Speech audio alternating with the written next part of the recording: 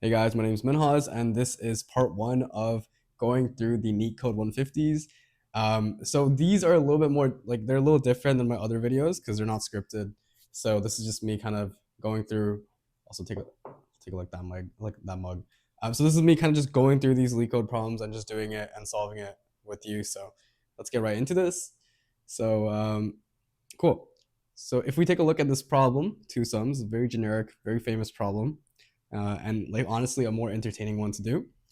Uh, so we're given an array of integers. It's called nums, and yep, and an integer target. And what we have to do is we have to return the indices of two numbers such that they add up to target. Okay.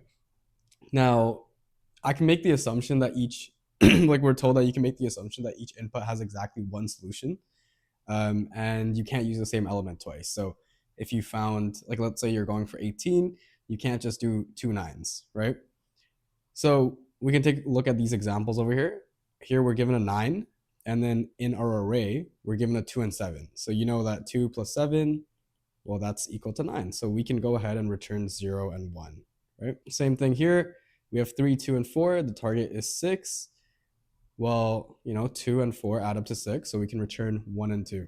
Nums 3 and 3, target is 6. We can return 0 and 1 because they add up to 6. Like indices 0 and 1. Now, note that we're not going to be given an array where we have no answer at all, which is a good thing. So we don't have to kind of check for those edge cases.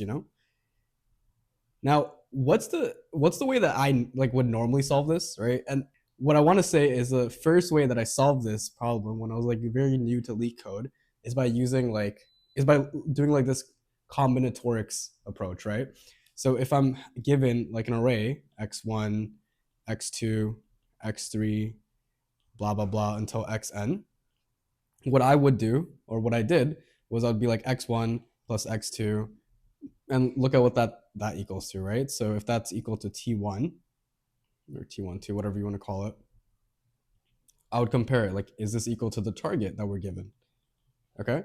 If it's not equal to that, so is it equal to the target we're given? If it's not equal to that, then we kind of like just throw it out and then check the next one. What about x1 plus x3? Is that equal to the target? You know, is it, and if it's not, we just keep going. And pretty much, we're gonna have this like two-pointer approach where we're checking all these different cases. So we check x1 with x2, then we check x1 with x3, and so on until whatever, right?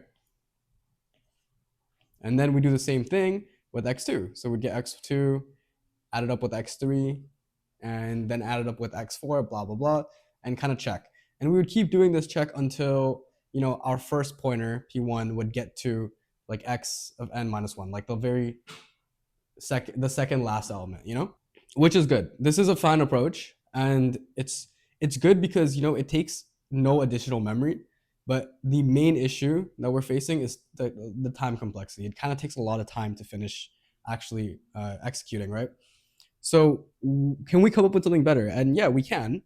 The way we do it is by using hash maps, right? So we want to keep things in memory. So if you guys are not very new to CS, you guys already know this like answer. But what we're gonna do is, let's just go ahead and erase all this. Okay, and you know what? Let's make this. Let's go ahead and do this with something a little bit less abstract. Let's take numbers, like real numbers. So 1, 3, 5, 12, 15, 2, and 7. Okay, and our target is gonna be we'll do 7. Okay, our target is gonna be 7. Okay, so what we're gonna do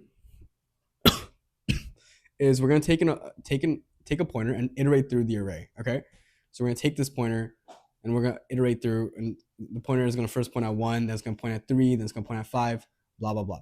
But as we're going ahead and iterating, we want to kind of know, like, does the number, to add up to the target exist? Like, have we went past a number that we're using to add up to the target? So let me give you an example. Okay, let's say I have like some kind of, we're gonna use a hash map. So let's say I have some kind of hash map here, And I've added a bunch of numbers to this hash map. Okay, sorry about that. My phone ran out of storage. Okay, so let's continue. Pretty much we're adding these elements to the hash map, and then we want to check like, hey, does the remainder exist? Like, have we already like scanned that remainder before? Because it's there somewhere in memory. Now you don't like let's take it a step further. Okay, you don't need a hash map to do that logic, right? If I just wanted to know, hey, did we scan this existing element, right? So if I'm at like, for example, 12 isn't really the best number to demonstrate this with, but if I'm at 5, right? I want to know, did we scan 2? You don't have to use a hash map. You can use some kind of set, right? Um, and the main reason we're using like a set instead of using something else, like for example a list, is because the lookup time for elements and indexes for values are just O of 1, right? If you used an array, if you used a list, you'd have to go ahead and like look through every single thing that was previously added to the list, and that takes up more like runtime, right? You don't want to do that. So if I were to go ahead and add numbers to the set as I'm iterating through, so I add the 1 to the set, then I add the 3 to the set, and then by the time I have 5, I want to know, hey, does 2 exist in the set? It doesn't. So I add the 5 to the set and it'll keep going. Then I add the 12 to the set, the 15. And then by the time I'm at 2, I have to check, does 5 exist? And guess what? 5 exists in the set. So this would help to solve the question like, hey, does there exist a pair of numbers in this array where it can sum up to our target? But that's not exactly what we're asked. And that's why you need to use the hash map, because we're asked, what are the two indices? Okay. You're guaranteed that there is a pair of numbers. What are the two indices? So instead, what we're going to do is we're not just going to store like the value itself, but we're going to store the index with the value. And that's why hash maps are the best for this case, because you can do this thing where you can have a key and a value, right? So we want to check, does the key exist in the hash map? And if the key exists, we can go ahead and check the value, and the value is going to be its corresponding index, right?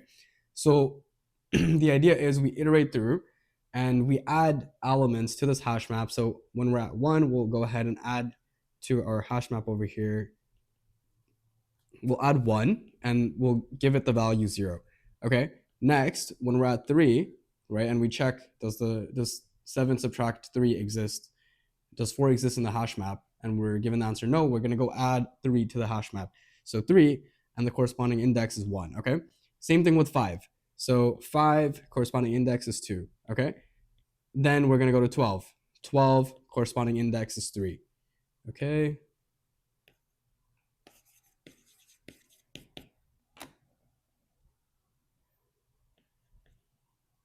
Okay. Then we're going to go to 15. Corresponding index is 4. And then at 2, we can check. We can see that, hey, we have 2. We're looking for 5, right? Does 5 exist? And we're going to be given the key. It's going to return true. And we're going to be told that, hey, 5 exists and its index is 2, right? So right now, when we're here, right, we can see that we're on index 5. So we're at index 5, and then we know that the corresponding value for to sum up to the target exists, and we're returning, and that it returns at like index 2. Oh my god, like stumbling on my words there. So there you go. We know that, hey, index 5 and 2 have the numbers to give us 7, and we can return that, and we're good. We're good to go. 5 and 2. That's it. Okay. Okay, so that may have not been the best explanation in the world, but I'm going to keep doing this until we get through all of the NeetCode 150s, and hopefully that explaining skill will get better. So thank you so much for watching till the end, and yeah, stay subscribe if you want to keep seeing more of these.